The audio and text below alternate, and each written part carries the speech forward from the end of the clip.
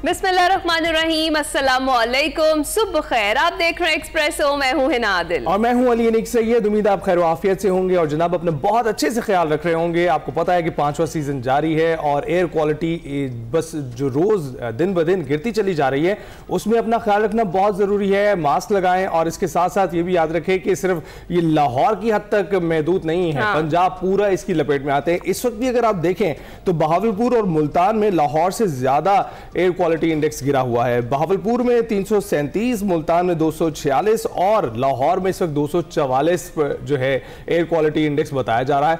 और इसके साथ साथ हिना आपने देखा है कि जब दिन का आगाज होता है तो ये एयर क्वालिटी इंडेक्स ऊपर नजर आता है और दोपहर में, शाम के औकात में ये नीचे गिर जाता है। आपको पता है इसकी वजह क्या है? इसकी वजह ये है कि हवा का जो झक्कड़ है, जो हवा का गुजर है, वो ट्रैफिक की वजह से पैदा हो जाता है, जिसकी वजह से ये पर्टिकुलर मैटर हवा में मौलक रहते हैं। लेकिन जो ही हवा सेटल डाउन हो जाती है, रात का वक्त आता है, ट्रैफिक कम हो जाती है, तो ये सेटल डाउन होना शुरू हो जाते हैं और पर्टिकुलर मैटर की तादाद भी यहाँ पर ज्यादा हमें दिखाई देती है। लेकिन आप रिलैक्स दिन के वक्त भी ना होइए और शाम के औकात में भी ना हो। पूरा दिन जब आप घर से बाहर निकलें तो मास्क का इस्तेमाल लाजमी करें, बहुत ज़रूरी है। हम रोज़ आपको ये रिमाइंडर इसलिए देते हैं ताकि आपकी जो सेहत है वो महफूज रह सके, क्योंकि एहतियात जो होती है वो हमेशा इलाज से बेहतर होती है। फिर उसके बाद आपको डॉक्टर्स के चक्कर लगाने पड़ेंगे और आपको समझ भी नहीं आएगा कि आपको हुआ क्या है, कौन सा इन्फेक्शन है, कोई वायरल इन्फेक्शन है, बैक्टीरियल। लेकिन वो होगा क्या कि आपके जो लंग्स हैं वो स्मॉग से बहुत ज़्यादा मुतासिर हो सकते हैं। तो इसके लिए अपना और अपने घर वालों का खुसूसी तौर पर आपने ख्याल रखना है। जनाब आगे बढ़ते हैं और कुछ बात कर लेते हैं सियासी सूरत हाल की। तो वफाक और केपी हुकूमत में गाड़ियों के मामले को लेकर ठन गई है। वज़ीर आला केपी सुहेल आफरीदी को हल्फ लिए 1 हफ्ता हो गया है, मगर काबीना अभी तक फाइनल नहीं हो सकी और ताहाल बानी पीटीआई से मुलाकात भी उनकी नहीं हो सकी है। वज़ीर आला केपी ने वफाक की जो बुलेट प्रूफ गाड़ियां उनकी वापसी को लेकर, इस पर वज़ीर मुमलिकत दाखिला हैं तलाल चौधरी, उन्होंने मीडिया से गुफ्तगू की है गुज़िश्ता रोज़। उन्होंने कहा कि वज़ीर आला खैबर पख्तूनख्वा दहशत गर्दी के खिलाफ जंग में गैर संजीदा है और सुहेल आफरीदी को सोचे समझे मंसूबे के तहत लाया गया है। बुलेट प्रूफ गाड़ियां जो आउटडेटेड थी और एक्सपायर हो चुकी थी, परसों इंटीरियर मिनिस्टर साहब ने जो है वो हमारी पुलिस के लिए तोहफे में दी हैं। कहा यह गया कि ये गाड़ियां नकारा हैं, ये तज़हीक हैं, ये इस्तेमाल के काबिल नहीं है। जो 3 गाड़ियां डिलीवर की गई आईजी केपीके को, वही गाड़ी इस वक्त मेरे पीछे खड़ी है, ये मेरे भी ज़ेरे इस्तेमाल है और यही गाड़ियां हमारे वफाकी वुज़रा और सिक्योरिटी फोर्सेस के आला तरीन अफसरान इस्तेमाल करते हैं। इस गाड़ी की कमो बेश कीमत 10 करोड़ रुपया एक गाड़ी की कीमत है। कितनी अफसोस की बात है। जो गाड़ियां और साजो सामान केपी के उन बहादुर अफसरान और जवानों के लिए दिया गया, वो सियासत की नजर कर दिया। अगर आपको ये बुलेट प्रूफ पसंद नहीं आई थी तो वजीर आला अपनी बुलेट प्रूफ जो बड़ी महंगी है वो दे देते ना। ये बुजदार सोचे समझे मंसूबे से लगाया गया है। तलाल चौधरी की गुफ्तगू आपने सुनी। उधर गवर्नर खैबर पख्तूनख्वा फैसल करीम कुंडी कहते हैं कि मैंने रिपोर्ट मांगी है कि पुलिस की दी गई गाड़ियों में क्या मसला था। आईजीपी ऑफिस और वजारत दाखिला से भी रिपोर्ट मांगी है। अगर गाड़ियां ठीक थीं तो उनको रखना चाहिए। मजीद के लिए कोशिश करते रहें। मोहसिन नकवी साहब से मिला, उन्होंने बताया कि हमने खैबर पख्तूनख्वा को कोई बुलेट प्रूफ गाड़ियाँ दी हैं, तो कल सीएम साहब ने उनको रिजेक्ट करके शायद वापस इस्लामाबाद भेजा। मुझे नहीं पता, मैंने भी उस पर रिपोर्ट मांगी कि उसमें क्या नकाइस थे। लेकिन अगर हमें वफाक से कोई चीज़ मिल रही है तो मैं समझता हूँ कि हमें लेनी चाहिए थी और दूसरी चीज़ों के लिए हमें कोशिश करनी चाहिए थी कि हम उससे लें। तो आई डोंट नो कि क्यों उस पर वापस की गई। उसके अब मैंने तफसीलात मांगी है कि उसमें क्या डिफेक्शन थे जो उसमें दिए। सूबे का मुकदमा हो, सूबे के वसाइल हों, सूबे की जो चीज़ें भी हों, हमने मिलकर वफाक से अगर बात करनी है तो बिल्कुल अपोजिशन भी, मैं भी उनके लिए हाजिर हैं। और उधर चेयरमैन पीटीआई बैरिस्टर गौहर का कहना है बानी और वज़ीर आला केपी की मुलाकात ना होने पर मुख्तसर काबीना तश्कील देंगे। केपी को बेहतरीन गाड़ियां फराहम करना हुकूमत की जिम्मेदारी है। मुझे ये मालूम नहीं है कि कितनी गाड़ियां दी गई थी, लेकिन ये ज़रूर मालूम है कि ये जो गाड़ियां दी गई थी वो शायद यूएन की पहले इस्तेमाल में कोई गाड़ियां थी। ये भी हुकूमत की जिम्मेदारी है, वफाकी हुकूमत की, कि वो बेहतरीन गाड़ियां उनको प्रोवाइड करे और उनकी इस्तेदाद बढ़ाने में सूबाई हुकूमत का हेल्प करे, क्योंकि बॉर्डर पे जो टेररिज्म है उसको रोकना वफाकी हुकूमत की जिम्मेदारी है। अंदर लॉ एंड ऑर्डर सिचुएशन है, फिर सूबाई हुकूमत की जिम्मेदारी है। अफगानिस्तान की तरफ से अगर कोई खतरा हो तो फिर भी हम पाकिस्तान के साथ है, पाकिस्तानी हम है। खान साहब से बातचीत करेंगे तो उसके बाद वो फैसले करेंगे उन्होंने क्या करना है। बट यही उसका कहना था कि जी मैं वफाकी हुकूमत के साथ उस वक्त तक शिरकत नहीं करूंगा जब तक खान साहब के साथ मेरी मुलाकात नहीं हो जाती। और यही नहीं, तहरीक इंसाफ ने पश्तूनख्वा मिली अवामी पार्टी के चेयरमैन महमूद खान अचकज़ई को कौमी असम्बली में अपोजिशन लीडर नामजद कर दिया है। अपोजिशन की जानिब से सेक्रेटरी कौमी के ऑफिस में बाज़ाब्ता दरख्वास्त जमा करवा दी गई है और अपोजिशन के इस इकदाम के बाद महमूद खान अचकज़ई बाज़ाब्ता तौर पर कौमी असम्बली में अपोजिशन की क़यादत करेंगे। इसी पर हमने बात करनी है। शौकत बराचा साहब सीनियर तर्जकार हमारे साथ मौजूद हैं। शौकत साहब गुड मॉर्निंग, कैसे हैं आप? मॉर्निंग जी, माशाल्लाह आप ठीक हैं? Hope all well. बिल्कुल ठीक ठाक सर। सर ये बताइएगा कि सुहेल आफरीदी को जो वजीर आला बने इस वक्त एक हफ्ता गुजर चुका है, काबीना तश्कील नहीं हो सकी है, मुलाकात के लिए इंसिस्ट किया जा रहा है, कैसे देखते हैं आप इस चीज को? देखिए, जब वो वजीर आला बने उसी दिन उन्होंने कहा था कि मैं खान साहब के साथ मुलाकात करूंगा और उनकी मुशावरत करूंगा, उन्हीं की गाइडेंस से आगे चलूंगा।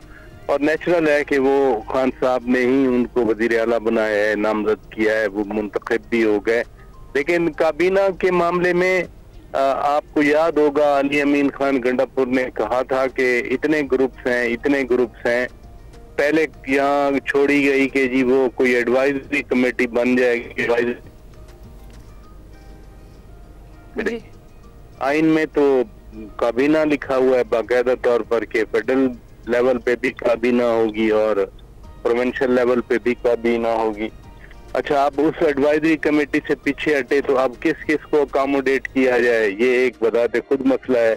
हाँ, खान साहब अगर बाकायदा एक एक नाम जो है वो लिख के दे देते, रिकमेंड कर देते, तो शायद पार्टी में नीचे तक जो है वो कोई इस तरह ना होता। लेकिन अभी तो नाम नहीं आया, लेकिन छोटी सी काबीना बनेगी तो एक आदमी काबीना में आएगा और 10 MP नाराज हो जाएंगे। ये होता है, कोई इधर अचंभे की बात नहीं होगी। लेकिन यहाँ KP में मसला ये बनेगा PTI के लिए कि जितने बाकी और मसाइल हैं ये भी बजाते खुद एक मसला बन रहा है, अदरवाइज तो काबीना बन चुकी होती। अच्छा, और पराचा साहब ये जो बुलेट प्रूफ गाड़ियों वाला एक मसला नया शुरू हो गया, उसको लेकर बहस शुरू हो गई है, इस पर क्या कमेंट करेंगे? देखिए ना, अभी आपने बैरिस्टर गौर खान साहब की बात सुनवाई कि जी गाड़ियां देना वफाक का काम है। अब फिर वफाक का काम गाड़ियां देना है अगर वॉर ऑन टेरर में, तो फिर वफाक जो अपनी जिम्मेदारी करना चाह रहे हैं वो करने दें। वफाक जहां इंटेलिजेंस बेस्ड ऑपरेशन करता है वो करने दें। वफाक की जो स्ट्रेटेजी है एंटी टेरर के हवाले से, फिर आप उसके साथ चलें। आपने तो अपनी सूबाई हुकूमत ही बदल दी कि जी वफाक की जो एक पॉलिसी है, अली अमीन खान गंडापुर उस पॉलिसी के साथ चलने की कोशिश कर रहे हैं और हम जो है वो उस पॉलिसी से इत्तफाक नहीं करते। ये जो एक डिस्कॉर्ड है फेडरल गवर्नमेंट और प्रोविंशियल गवर्नमेंट में on the very issue of terrorism, ये तो उसी की रिफ्लेक्शन है।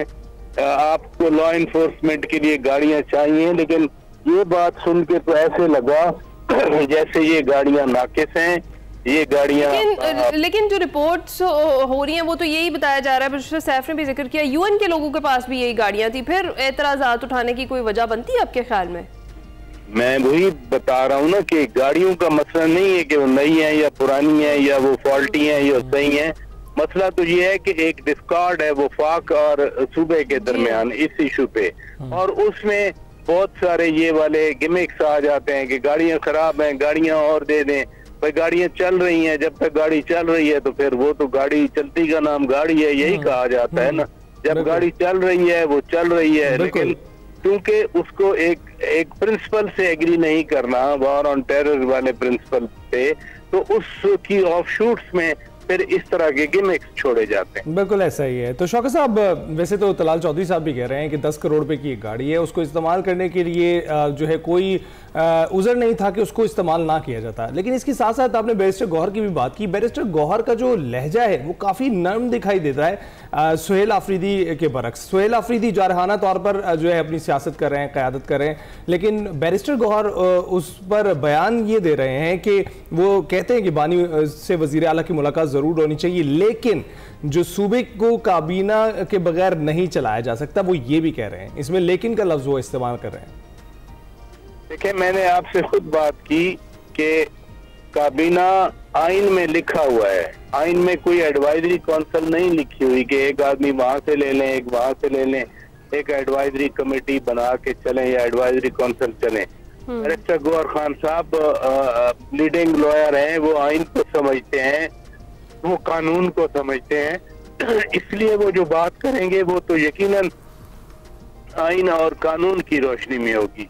On the contrary, Suhail Afridi sahab तो पहले दिन कह रहे थे कि मैं तो मज़ामत करने वाला हूँ, मैं तो लाया इसीलिए गया हूँ कि मैं खान साहब की रिहाई के लिए करूँ। लेकिन वैसे अभी तक तो हमने कोई ऐसा उनका कोई छक्का उन्होंने मारा हो या कोई चौका मारा हो, अभी तक तो कोई उन्होंने विकेट से बाहर निकल कर भी शॉट मारने की कोशिश नहीं की। मसलन परसों उन्होंने कहा कि अगर खुदा न खास्ता अफगानिस्तान की तरफ से पाकिस्तान पर हमला होता है तो हम पाक फौज के शाना बशाना साथ खड़े होकर लड़ेंगे।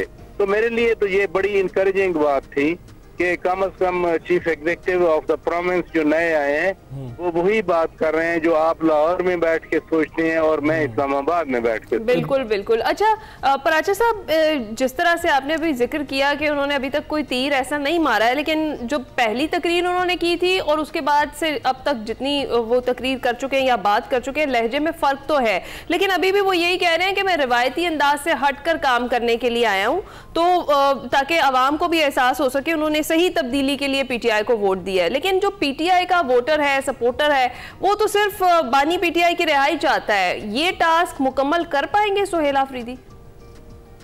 देखें, जहाँ वो कह रहे हैं ना कि मैं कुछ नया करूंगा, वो जब करेंगे तो हम कहेंगे ना कि नया हो गया।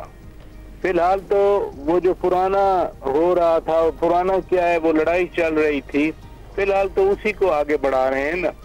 तो नया तो ये हो कि लोगों के लिए कोई ऐसा इनकलाबी इक़दाम आ जाए, मसलन आटा सस्ता हो जाए, घी सस्ता हो जाए, आप लोगों के लिए सेहत जो है वो अस्पताल बिल्कुल सही है, साफ सुथरे हैं, हर किस्म का जो ट्रीटमेंट है मिल रहा है, या कोई भी बच्चा सूबे का जिस दिन ये हो जाएगा कि खैबर पख्तूनख्वा एक बच्चा भी स्कूल गोइंग बच्चा स्कूल से आउट नहीं होगा, तो फिर होगा ना कोई इनकलाबी इकदाम। जहाँ तक उनकी रिहाई की बात है, इन पे पार्टी पे प्रेशर है कि खान साहब को रिहा करवाएं।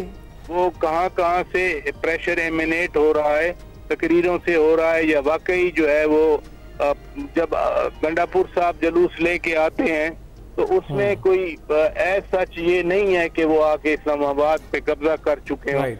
जितने शुरका इस्लामाबाद आए थे 2 बार, अक्टूबर में भी नवंबर में भी, उनकी तादाद तो हमने देखी। शौकत साहब, जो नवंबर का जिक्र आपने किया, जुनैद अकबर भी ये कह रहे हैं कि हम नवंबर में दोबारा निकल सकते हैं, तो क्या आपको लगता है कि बानी की रिहाई के लिए अब फिर पीटीआई वही रास्ता अपनाएगी जो पिछले साल अपनाया था? अगर पिछले साल जो अपनाया था उसका रिजल्ट भी उन्होंने देख लिया था, तो इंसान सबक सीखता है अपने जो पहले काम किए होते हैं। अगर रिहाई उस अमल में आ जाती तो फिर उसी वक्त रिहा हो चुके होते। उनके पिछले नवंबर में खान साहब रिहा नहीं हो सके, तो लिहाजा वो जो स्ट्रेटेजी थी, इसका मतलब है वो फेल्ड स्ट्रेटेजी है, वो नाकाम स्ट्रेटेजी है। इसलिए तो फिर नवंबर के बाद आप देखें ना, दूसरा नवंबर आ रहा है, वरना तो कंसिस्टेंटली आ जाते ना। अभी तो हालात मई के बाद बड़े बदल चुके हैं। रियलिटी पाकिस्तान की मई के बाद बदल चुकी है और मई की रियलिटी में एडजस्ट करके सबको इंक्लूडिंग बशमूल पीटीआई भी सोचना चाहिए कि मई 2025 की रियलिटी के बाद क्या करना चाहिए। अभी तक मेरे ख्याल है उन्होंने गौर नहीं किया इस पे। ठीक है। अच्छा पराची साहब, महमूद खान अचकजई के ऑपोजिशन लीडर बनने से अब आपको क्या लगता है, पाकिस्तान तहरीक इंसाफ को क्या फायदा हो सकता है, और असेंबली में बतौर ऑपोजिशन लीडर वो कितने मौसर साबित हो सकते हैं? देखिए ना, एक तो हकीकत आश्कारा हो गई कि पीटीआई के पास अपना कोई ऐसा आदमी नहीं है जिसको वो अपोजिशन लीडर बना दें कौमी असेंबली में। अब उन्होंने कौमी असेंबली में अपोजिशन लीडर की स्लॉट भी एक और पार्टी के हवाले कर दी, और ऐसी पार्टी के हवाले की या ऐसी शख्सियत के हवाले की जिनके बारे में खान साहब के ख्यालात कोई ढके छुपे नहीं रहे माजी में। लिहाजा एक और स्लॉट फिलिंग है, चूंकि पीटीआई खुद भी आपस में भी लगे हुए थे कि मैं बनूंगा, जो कि अभी काबीना के हवाले से भी प्रॉब्लम्स हैं। तो एक तो ये है, दूसरा ये है कि खान साहब की कोशिश रही है कि दीगर सियासी जमातों को मिलाकर उन्होंने एडवाइस भी किया जाता रहे कि तमाम अपोजिशन को मिला लें साथ और आगे बढ़े, जिसमें वो नाकाम रहे, और उसमें सबसे बड़ी नाकामी मौलाना फजल रहमान को शामिल ना कर सकने में थी कि अगर वो अपोजिशन के अलायंस में शामिल हो जाते, जैसे ये तहरीक तहफ़्फ़ुज़ आईनी पाकिस्तान बना और उसके सरबराह जनाब महमूद खान अचकजई साहब हैं, अगर मौलाना साहब इस अलायंस में आ जाते तो शायद इस अलायंस की हैयत भी बदल जाती और इसकी जो कुव्वत है सियासी वो भी बदल जाती।